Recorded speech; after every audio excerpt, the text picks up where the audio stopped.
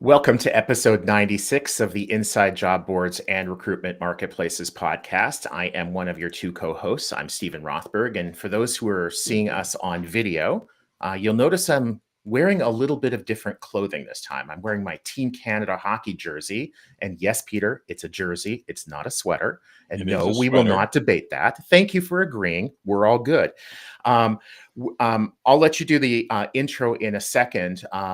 But I'm excited. We've got a founder of a job board. I'm one, so it's always fun to talk to another. Last week or 2 weeks ago, I guess, we had Jeff Taylor, the founder of Monster. So we're on kind of a roll.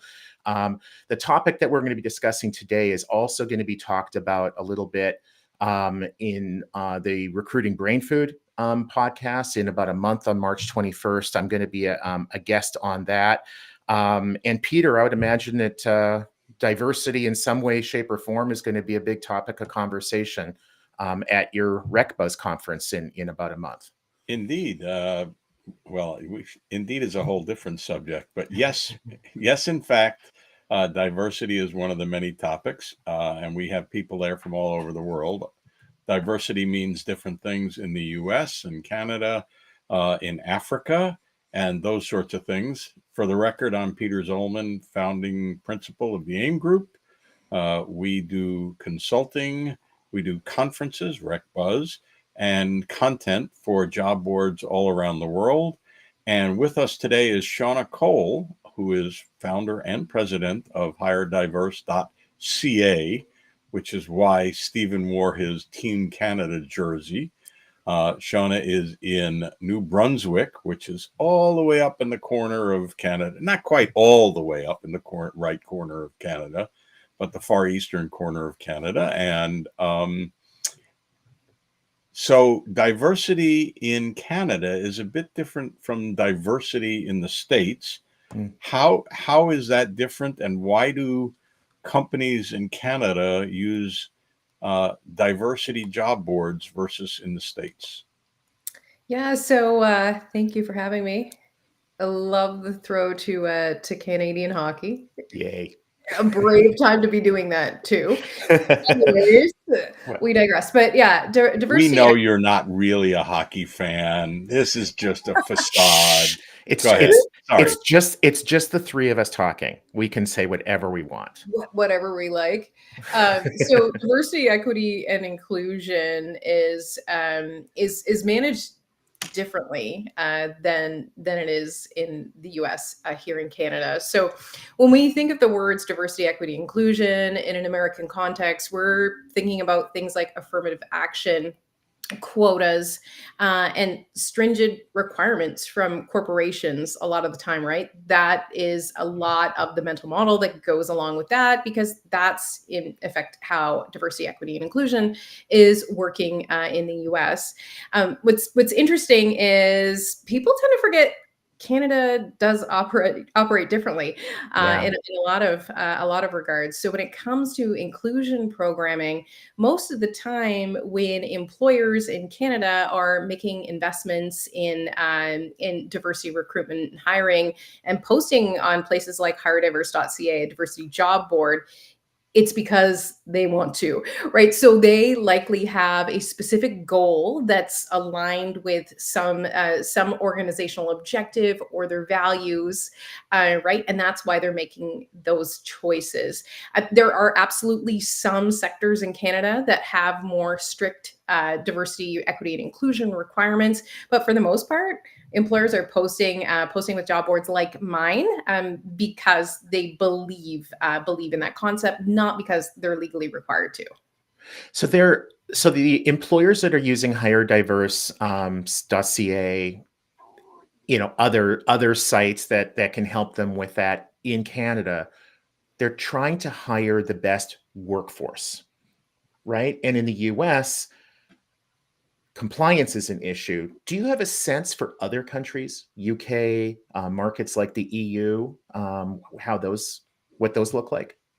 Yeah, well, the UK particularly operates similar and similarly in a lot of ways as the Canadian job market, where we don't really have those. We don't see those strict legal requirements. We see employers who are saying, hey, this is something I believe in. I understand that reaching out to diverse audiences intentionally in new and different ways using different platforms can widen my candidate pool, right?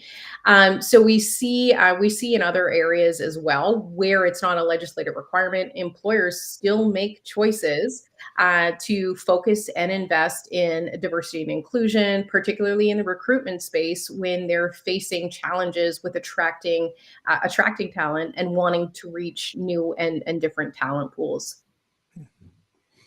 Do you think the changing environment in the US, where clearly employers believed in diversity, equity, and inclusion until 6 weeks ago, 8 weeks ago, and suddenly have decided it's not only not important, but it's a very bad idea? Do you think that changing environment in some way will spill over into other countries? Or do you think it's just a US phenomenon that will presumably change again when the political climate changes? I'm scared to talk about America, guys. No, so it's that makes three of us. Yeah, it's not that we don't want to talk about the United States. It's just that we don't want to talk about the current environment in the United States. Well, I would rather have a nice rye whiskey than talk about it. But I think would rather have root canal than talk about it. Well, the thing of the current situation is I guess we just don't know what we don't know at this point. Everything's like so new and kind of in flux. But I will say this: the States has traditionally been a leader that a lot of other countries look to as an example, and you can't deny the cultural influence that the United States would have on Canada, right? And then even logistically, Canadian employers that will have a head office in the United States, for example, we know if the head office is making decisions about diversity, equity, and inclusion, presumably that's going to have an impact on where those employers are posting their jobs in the Canadian market. So all that to say, I think this becomes like a bigger question around the overall influence of the United States. Like for me, I think I'm like, will the United States continue to have that leadership status, and will we continue to aspire and look to them to copy what they're doing? I don't know if that's. What do you mean look to them? Any week now, you're going to be the 51st state. Oh, no. There's not even well, you'll be the 52nd because Greenland will become red, white, and blue land and become the 51st state. Okay, Florida man. Canada is not for sale hat right now. You should put it on. And I would wear the same hat. Yes, he is. Wear the same hat. Yes, he is absolutely being sarcastic, and those of us who know Peter love it. I have a question for Shauna about your employer clients. HireDiverse's are they primarily smaller organizations? Maybe dozens, hundreds. Are they mostly larger, thousands, tens of thousands? And also, how do those clients evaluate the effectiveness of your service? Because we were talking earlier about, is it compliance? Is it, but how are they measuring you? Yeah, so I guess a couple of things. One is an interesting fact. I touched on it earlier, kind of, will those head offices in the US impact kind of what decisions employers are making in Canada, because that's where the head office is. Interestingly enough, the majority of my clients are largely based like Canadian companies. So I see posting to my job board organizations starting kind of in the hundreds to 1,000 employee range. Municipalities, Government of Canada, other government organizations see a lot of that. And those are some of the sectors, probably not coincidentally, that would absolutely have some legislative requirements around diversity, equity, and inclusion. But then on the flip side, I do have a number of postings from private corporations as well. Those corporations would tend to be on the larger side. So we're in the thousands of employee range. And then in terms of how we measure the benefit and results of working with HireDiverse, we have a number of tracking mechanisms, just like any other job board would. Around, I don't know, whatever you want to call it, pixels and tracking links and all of that. We also have in our system an ability to have job seekers self-identify as like a first step in their process. So they can, and they can opt out as well, because that's what's legally required.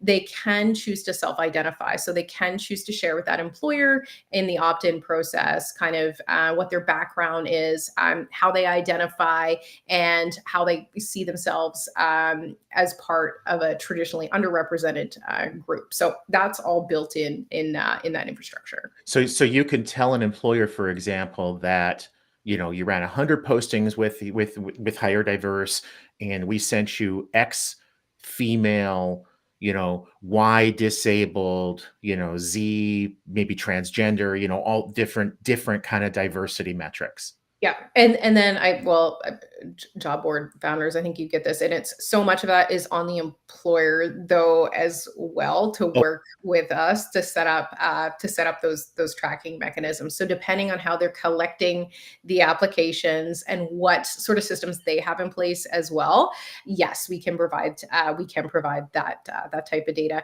But it's so important, especially when it comes to diversity and inclusion, that the employer is also taking an active role in helping HireDiverse understand what those things are that they're trying to measure, understand what those goals are, because then we, of course, on our end can work towards those specific goals. And in the absence of that, it's difficult to know what we need to really drill down on and actually track. Cool. Peter, I think we have time for one more. Do you want to grab it? Yeah, two 10-second questions each. Number one, one's a 10-second question. One's a 25-second question. Are you? Should we put on a timer? Timers? Yeah, we got the timer right up in the upper left-hand corner. And if you don't see it, you should. Do you consider LGBT or LGBTQ blah blah blah as a diversity target in Canada? Yes, no. So yes, in fact, in Canada, we currently have 5 protected groups, and there have been conversations in introducing 2 additional protected groups. One being the LGBTQIA plus community, and the second being the Black community. So they would be so like right now, visible minority is a protected group, but the government has said in response to some class action suit, do we actually need to pull out the Black community from visible minority and have them be their own entity? And similar discussions are happening for the LGBTQIA plus community as well. Well, we could certainly go on for a good bit longer, but if we do, we run out of time. So we will both thank you very much for joining us. Interesting times for job boards in general, but particularly for diversity job boards, because the world keeps changing. Yeah. And for the diversity job boards that aren't in Canada or whatever, and then maybe you're struggling, I think this is a wonderful roadmap. So thank you for sharing, Shauna. Thank you. Thanks. Cheers.